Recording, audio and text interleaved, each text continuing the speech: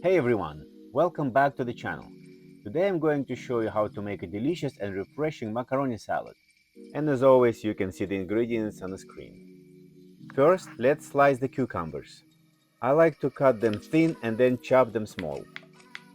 Next, we'll do the same with the red peppers. Cut them into small bite-sized pieces or even smaller if you like. We want the pieces small enough that they blend in easily with the pasta and don't overpower each bite. Next, I'm using a grater to shred the carrot. I only needed one middle-sized carrot for this recipe. Half of the onion is enough for this recipe, so I'll chop it as small as I can.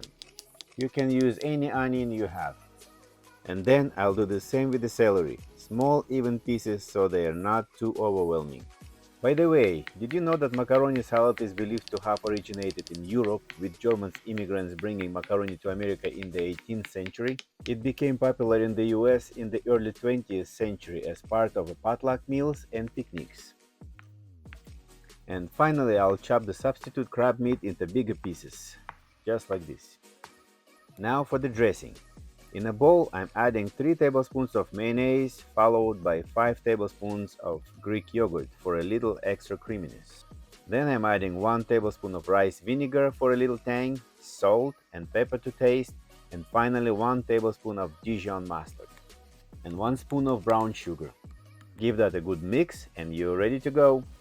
In a pot of boiling water, I'll add a tablespoon of salt and then I'll add the elbow macaroni. Once the pasta is done, drain it and then transfer it into a large bowl. Then it's time to add all the chopped veggies and crab substitute.